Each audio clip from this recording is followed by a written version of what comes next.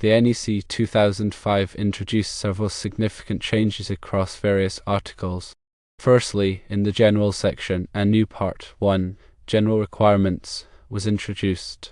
This part contains general rules and definitions applicable to all installations, providing a foundational framework for electrical work.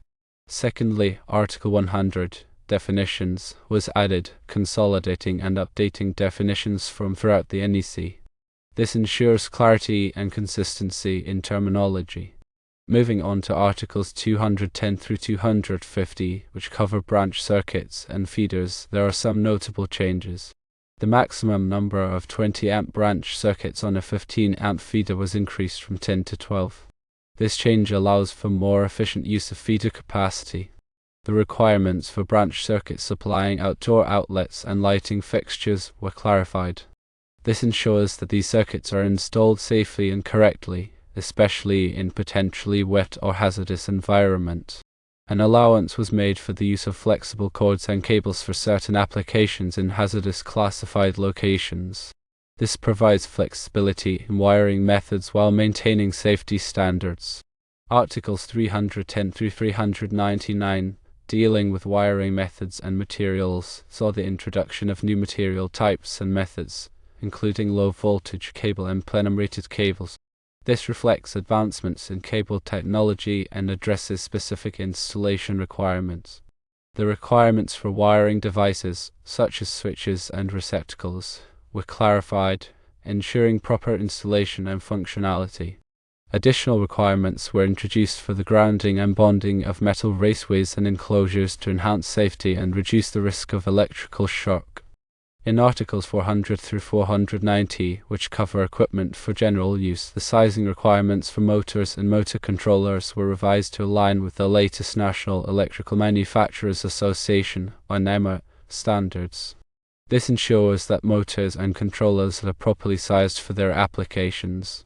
New requirements were introduced for the use of ground fault circuit interrupters, or GFCIs, in bathrooms, kitchens, and other wet or damp locations to protect against electrical shock. New equipment types such as power electronics and programmable logic controllers, or PLCs, were included, reflecting the increasing use of these technologies in electrical systems. Articles 500 through 590 focus on hazardous classified locations, and several changes were made here. The requirements for hazardous classified locations and the use of equipment in these locations were clarified, providing more specific guidance for installations in these environments. A new Class 2, Division 1, Zone 2 hazardous classified location was introduced, expanding the classification system to address different types of hazards. The requirements for seals and barriers used to prevent the spread of fire or explosion were revised to enhance safety in hazardous locations. Articles 600 through 700 cover special systems and equipment, and these also saw significant changes. New requirements were introduced for the use of emergency systems such as backup generators and lighting to ensure reliable power and illumination during power outages. The requirements for renewable energy systems, such as solar and wind power, were clarified, addressing the growing importance of these energy sources. New equipment types, such as electric vehicle charging systems and light-emitting diode, or LED, lighting fixtures, were introduced, reflecting advancements in these technologies. Other changes included new requirements for inspections and testing of electrical installations, emphasizing the importance of verifying the safety and compliance of electrical systems.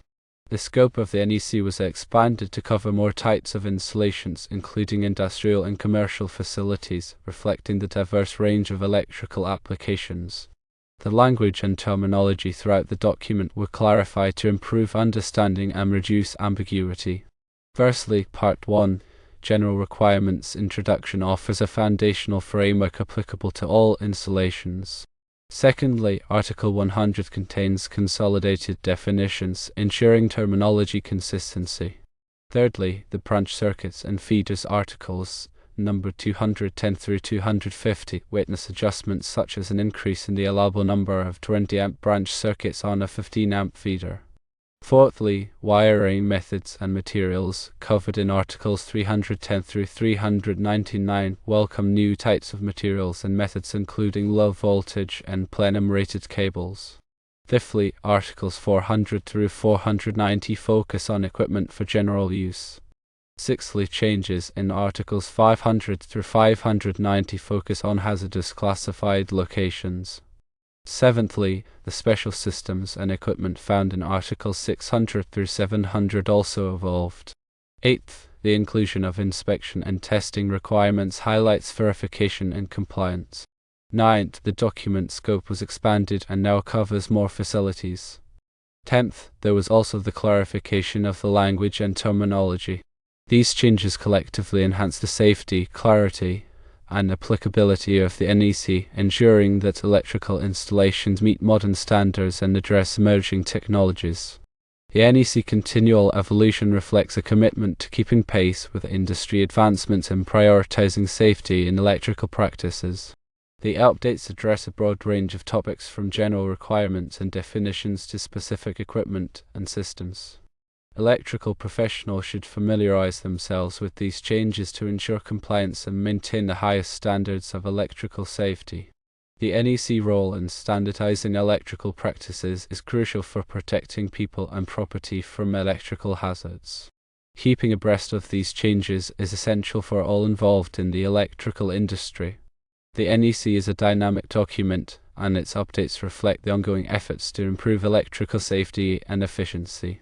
The introduction of new requirements for renewable energy systems and electric vehicle charging systems demonstrates the NEC adaptability to emerging technologies. The clarifications in hazardous location requirements reflect a growing awareness of the unique risks associated with these environments. The revisions to motor and motor controller sizing requirements ensure that equipment operates efficiently and safely. The NEC serves as a vital resource for electrical contractors, engineers, inspectors, and manufacturers. Its comprehensive coverage and regular updates make it an indispensable tool for anyone working in the electrical field. Compliance with the NEC is not only a legal requirement but also a moral obligation to ensure the safety of electrical installations. The NEC impact extends beyond individual projects, contributing to the overall safety and reliability of the electrical grid. The document is a testament to the collaborative efforts of experts from various fields, including engineering, manufacturing, and safety.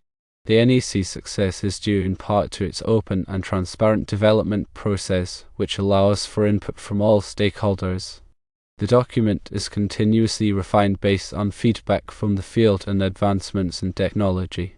The NEC influence extends beyond the United States, serving as a model for electrical codes in other countries. The principles and practices outlined in the NEC are universally applicable to electrical installations worldwide. The NEC is a living document that evolves to meet the ever-changing needs of the electrical industry. It's important to stay informed about the latest updates to ensure that electrical work is performed safely and in compliance with the most current standards. The NEC is more than just a set of rules, it's a comprehensive guide to electrical safety that helps protect people and property from the dangers of electricity. The revisions to branch circuit and feeder requirements, for example, reflect a better understanding of how these circuits operate under different loads. The introduction of new material types and methods provides electrical professionals with more options for designing and installing electrical systems. The clarifications in wiring device requirements help ensure that these devices are installed correctly and function properly. The additional requirements for grounding and bonding enhance the overall safety of electrical systems by reducing the risk of electrical shock. The new requirements for ground fault circuit interrupters, or GFCIs, are particularly important for protecting people from electrical shock in wet or damp locations. The inclusion of new equipment types, such as power electronics and programmable logic controllers, or PLCs, reflects the increasing use of these technologies in modern electrical systems. The clarifications in hazardous location requirements are essential for ensuring that electrical equipment is installed safely in these potentially dangerous environments. The new requirements for emergency systems help ensure that critical loads remain powered during power outages. The clarifications in renewable energy system requirements are important for promoting the safe and reliable integration of these systems into the electrical grid. The introduction of new equipment types, such as electric vehicle charging systems, reflects the growing popularity of electric vehicles and the need for safe and reliable charging infrastructure. The new requirements for inspections and testing of electrical installations help ensure that these systems are installed correctly and are functioning properly. The expansion of the scope of the NEC to cover more types of installations reflects the increasing complexity and diversity of electrical systems. The clarifications in language and terminology throughout the document make it easier for electrical professionals to understand and apply the NEC requirements. The NEC is a valuable resource for anyone involved in the electrical industry, and its ongoing updates help ensure that electrical work is performed safely and in compliance with the latest standards. The changes collectively enhance electrical safety standards. The updates were made to keep up with advancements in the electrical industry. Electrical professionals are advised to understand the modifications to remain compliant and safe. The NEC promotes electrical safety by setting standards for electrical practices. Stay up to date on the changes to NEC for the latest in safety and efficiency. The NEC addresses emerging technologies and adapts accordingly. The NEC offers clarity in various environments. It is a comprehensive resource. The NEC principles are applicable worldwide.